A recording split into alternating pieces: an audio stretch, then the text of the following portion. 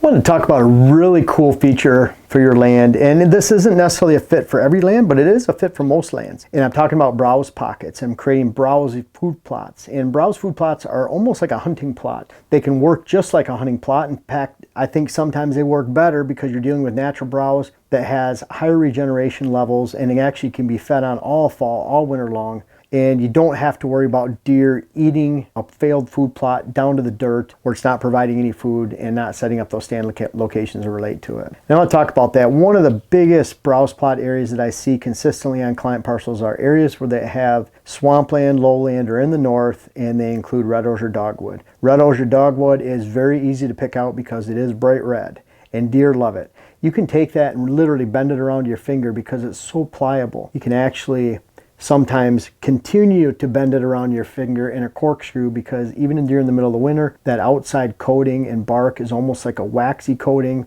The inside layer is green. It's actually, if you try it and you nibble on it, it actually tastes almost like a sour apple. It actually has a decent flavor to it. It's not just a bland, it's not extremely bitter. So I encourage you, try to just nibble on it a little bit like a deer would and taste it, and you'll see why, to me, it's one of the most preferred browse species there are. And that's what creates a great browse plot. I'll show you an example of this. So you have a property corner up here. So here's a property corner. And let's say you have a large swamp that's all the way in the back here. Traditionally wetland, area where you couldn't walk through, but during the winter you can easily move through and you can get into. Let's say up towards the front of the land, you have a food plot. So you have a food plot that bends around here. In a location where you can actually walk around it, it's supplying a huge amount of movement for the deer. The deer are moving this way back into cover, they're moving this way back into cover, and you start to set up those features where deer are moving from food back to cover and back to bedding areas on a daily basis. Now, let's say out in that swamp, and this is which is awesome. This whole swamp might have little pockets of red osier dogwood all the way through here. It might even be very consistent of red osier dogwood all the way through. You might have hardwoods towards the back there to where you actually have areas that you can create bedding areas with hardwood removal on this location. And you have that outside exterior typical 80-acre parcel that moves across, and you're trying to move one deer from one side to the other. You might even have a food plot towards the back so that in this area, open timber, maybe open ag fields in that case, and you can actually try to create this movement where you're moving deer around this property. No, bucks don't follow the property like a loop or a carousel, but bucks or does don't. But bucks actually follow those lines as cruising lines, especially daytime movements. And when you have these red osier pockets in between, it really gives you a golden opportunity to create quality habitat. And I'll show you why. You can take these outside areas. Maybe you want to move deer through a long length of area. The deer are coming in from here, and you're mowing that area down from one side to the other. You don't want to create straight lines. You're making an area that might be 8 to 10 feet wide of browse and a movement and a travel corridor for deer. You're just grinding it down to the ground. I like doing that in July or August. You can fertilize it with a broad-based fertilizer like triple 13, and you're trying to give that a boost going into the hunting season so the deer have that browse. You're mowing it down to knee to thigh high. You can take a handheld line trimmer with a beaver blade, some type of blade on the bottom, cut it down pretty easily. You can do it with a chainsaw, but you're bending over a lot. And of course, you can take a forestry mulcher on a bobcat in there during the winter time and just mow it right down. You maybe even a brush hog if there's a lot of ice on a tractor and mow it down. Don't tell me that you lost your tractor out in the mud because of me. You have to really make wise decisions for getting heavy equipment out there.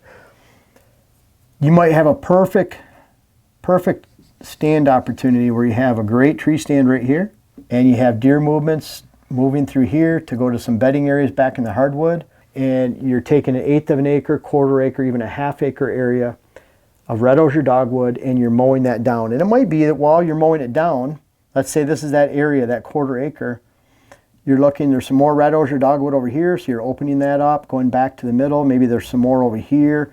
So you're really capturing a lot of that red osier dogwood in the biggest amount so that you can put a high percentage of red osier dogwood growing through here. Again, you have a travel corridor coming in and out, you have a stand on one side, and it creates the perfect hunting location, in a location that you never could get a hunting plot in there because of the wet ground, and you're just going in there mowing the tops, allowing it to regenerate, putting it at deer level instead of 8 to 10 feet high. And you'll notice in a lot of swamps like that, there might be a blowdown of an ash or an old cedar, and the red osier dogwood will be really strong going up through those tops and that debris in that log, simply because it's caged and the deer can't get to it. Now, a little bit different, a little bit more information. Let's say that you're creating this line right here. You have some good bedding pockets in here that you're winding a deer trail down and getting down to this food plot right here. So you end up having food right here in this area. You have food over here. You have the browse plot, travel corridor here. You have an actual hunting plot. You could have a stand location down here. And what you're trying to do is get deer to focus down to that food plot. And you're giving bucks an outside cruising area. So if the wind's coming out of the north in this situation, a buck will be on this south line and he can scent check 100, 150 yards in, and you're giving him a trail to do so, and you're giving him a browse trail that actually has forage and regeneration on it too, so that he's even more attracted to that line. And that's the same with up here. Well, when you go through the hardwoods here, in that blue area in the back here, you want those deer to move back and forth in this location. It's the same thing. So you can remove timber, you can hinge cut, you can take big hardwood tops out and reduce that canopy. And all you're doing is bringing sunlight to the ground. If you have hinge cuts, you're providing regeneration from those hinge cuts. You're making it so deer can't see each other, and you're providing food. Those hinge cuts have to be low so they actually feed. Never waste your time on a hinge cut that's above your head high, because now there's no cover side to side and there's no browse at head level. So you can actually make browse plots in the woods, and that's often what we're doing. We're making bedding areas, but a bedding area without browse is not a bedding area and it's no good. So we're making browse by making hinge cuts back in the hardwoods, and we're building those browse plots. It doesn't matter if it's in a swamp with red osier dogwood, if it's in a hardwoods with maple and cherry, soft maple that you can knock down, ash, hingeable trees, non-aspen. If you have ash that are dying on your land, you just cut them off at the base. They sprout prolifically, and so does box elder. You can actually cut those down, create great browse, and put it in a line where deer travel. But boy, it boils back to those browse plots for deer back in the swamps, and using a high percentage of red osier dogwood can really pull the features together in movement. It can give you those browse plot trails. It can give you an actual browse hunting plot, put stands on them. Deer will feature moving through there. I do not recommend that you make this 50-foot wide cutting through the swamp. I have a client that did that this year. He actually told the person not to do it that wide. They thought it was better if they went 100 feet wide through there. Now they make a big opening through the swamp and make it so that deer don't want to move through because it's so open. It's kind of weird in a northern setting with a lot of cover. So down to your thighs and knee for those browse plots. High percentage of red osier dogwood.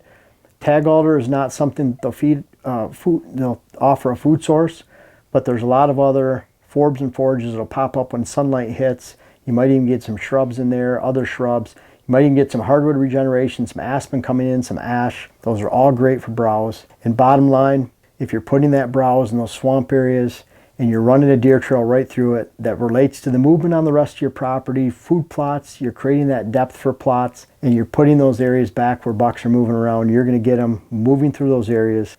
Very defined movement, very high degree. And I want you, if those conditions are right, to try those browse plots right now. I recommend them to clients all the time, and I have some clients right now from my last Michigan trip that are actually cutting those in as we speak. And I can't wait to see the pictures, but most of all, I can't wait to see the deer use this fall.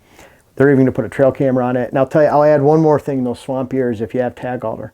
Bucks love to rub tag alder. You know my love for mock scrapes and creating those mock scrapes. A lot of times in those areas it's too wet. You can't create mock scrapes. There's no solid ground.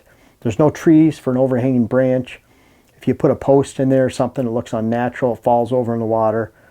So right within those browse plots where you want those deer to move through, leave a couple clumps.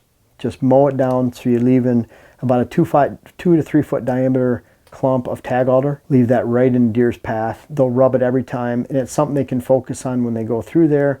I normally don't I love mock scrapes. So I love mock scrapes, putting them towards the outside, but that's really a cool way to facilitate the movement through a natural swamp setting and put them right through in front of you for a bow shot. And they'll hit those tag holders to a high degree. It's a preferred rubbing species right in the middle of a browse plot. They'll do it every time. Try a browse plot this fall, and I think you'd be very happy that you did.